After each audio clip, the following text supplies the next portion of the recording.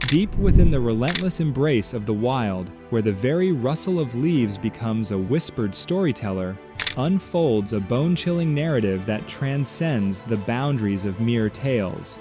Picture, if you will, a prowling lion, a primal force of nature that, with a sinister intent, claimed the lives of six, casting a dark and ominous shadow over a once serene community. In this unforgiving wilderness, the air itself becomes a thick tapestry of trepidation as villagers grapple with the harsh reality of a predatory menace. Each rustle, every fleeting sound, serves as a haunting reminder of the unseen threat lurking in the shadows. The untamed expanse, once a tranquil canvas of serenity, now metamorphoses into a theater of primal survival, where the struggle for existence echoes through the very fabric of nature. In amidst this chaotic symphony of fear, a tenacious alliance rises from the ashes of uncertainty, woven together by an unyielding resolve to reclaim their stolen sanctuary. A fellowship formed not only by shared fear, but also by a collective determination to stand tall against the marauding darkness. Together, they become the guardians of their untamed realm, the vanguard against a force that defies the very essence of harmony. And who guides us through this heart-pounding tale? None other than Fierce Encounter TV. I extend an invitation to join me on an immersive journey into the heart of darkness, where we unravel the gripping saga of the lion's reign and the relentless pursuit that ultimately brings an end to its deadly spree. Take a seat, not just any seat, but a front row spot on this roller coaster of courage, fear, and untamed encounters. Guys, let the stories of the wild envelop you as we navigate through the heart-pounding twists and turns. I'm your guide through every pulse-quickening moment, and this, my friend, is an expedition into the heart of darkness that you won't want to miss. Stay with us as we unveil the untamed and let the journey begin. So folks, picture this. You're cruising through the famous South Luangwa Wildlife Park in Zambia, and chances are you'll roll through Mfue. Now, Mfue might seem like just a blip on the tourist radar, a wide spot in the road, but here's the thing, it's got a spine-chilling story etched into its history. Enter the man-eater of Mfue, a lion that wreaked havoc back in 1991, claiming the lives of 6 people in just 2 months. Now, when we talk about man-eaters, tigers usually steal the spotlight, especially in India. Ever heard of the Champawat tigress? She took down a staggering 436 people before meeting her match in 1911. But let's get back to Mfue. This wasn't some colonial-era tale. This was less than 30 years ago, stirring up pure terror in a village barely cracking 1,000 residents. Imagine living just 60 miles west of Malawi, with the capital, Lilongwe, on your horizon, and the Zambian capital, Lusaka, a good 300 miles away. The first night it struck, 2 boys were walking along a road, and boom, the killer lion made its move. One managed to escape, but all that was left of the other was clothing and fragments of a skull. Days later, a lion decided to crash through a woman's door, marking its second victim. Now, the third attack had a close call. An edgy ranger tried to intervene, fired his gun, but the young boy still fell victim to the lion's bite. And guess what? 3 more attacks followed. At this point, folks weren't just thinking lion. Some believed it was a devil or a medicine man taking on the form of a lion. Crazy, right? Stay tuned as we dig deeper into the spine-tingling saga. When this saga first unfolded, the missing mane threw everyone for a loop. People were like, okay, it's gotta be a lioness. Early on, there was even a bit of confusion. A Japanese hunter thought he nailed the man-eater, but turns out it was a lioness. Plot twist.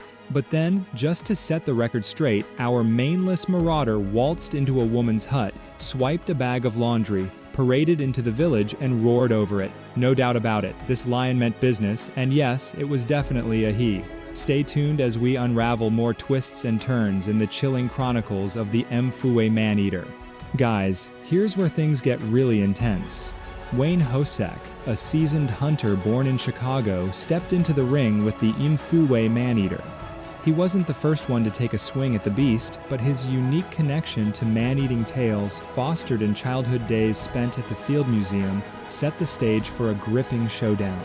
As a kid, he grew up in Chicago, and believe it or not, one of his favorite haunts was the Field Museum, staring down the infamous Tsavo lions.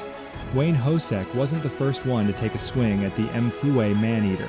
Before him, a whole lineup of professionals, including that Japanese hunter, tried their luck. But our hero, Wayne Allen Hosek, well, he had a unique connection to man-eating tales. As a kid, he grew up in Chicago, and believe it or not, one of his favorite haunts was the Field Museum, staring down the infamous Tsavo lions. The showdown with the Mfue man-eater stretched over the first 9 days of September 1991. Picture this: Hosek, on a mission, studying the cat's behavior, talking to villagers, and piecing together its menacing moves. It wasn't just a lion, it was a devil or a sorcerer, at least according to the locals. Days turned into a game of cat and mouse, pun intended, with Hosek strategizing alongside his hunting companion Charles. They even built a blind, hoping to catch the lion in the act. But here's where it gets wild. The villagers thought Yaslin's bag was bewitched, and the lion was some sort of demon. Authorities slapped a curfew over 65 square miles. Bait, blinds, and nights of tense anticipation led to a new plan. A new blind, bait, and a meticulous setup. All in the hopes of catching this elusive, maneless marauder off guard. It all came down to a moment, 2.5 to 3 seconds to be precise. And in that moment, Hosek, guided by his faith and a bit of divine intervention, took the shot that silenced the man-eater. Between here's a little twist to the story. Adrian Carr, part of the Norman Carr Safaris clan, played a role too. He witnessed the lion's destructive rampage but couldn't get a shot. Imagine sitting up one night in a makeshift blind, only to realize it was made of millet stalks instead of bamboo. Talk about a nerve-wracking experience. In the final showdown, the man-eater found its match, bringing an end to its reign of terror. As relief swept through the villagers, a mix of jubilation and catharsis led them to spit on the fallen lion and light fires, symbolizing the triumph over fear. Let's fast forward to today, where the legacy of the Mfue lion takes an unexpected turn. Imagine this formidable creature, once a source of dread, now standing tall and preserved. It's 3.2 meters in length, 1.2 meters at the shoulder, and a weighty 249 kilos tell the tale of a maneless male, a haunting resemblance to the infamous man-eating lions of Tsavo. And where does this captivating story find its resting place? None other than the Field Museum in Chicago, where the stuffed remains of the Mfue lion proudly take their spot. A silent witness to the tumultuous dance between man and beast, the lion's legacy lives on, inviting visitors to ponder the untamed mysteries of our world.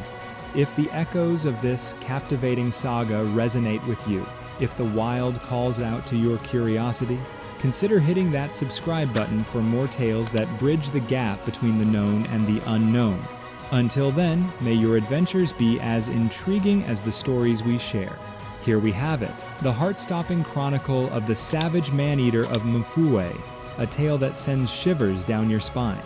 From the ominous lack of a mane that initially threw everyone off to the relentless pursuit led by Wayne Hosek, this lion's reign of terror became a haunting chapter etched in the history of a quiet village.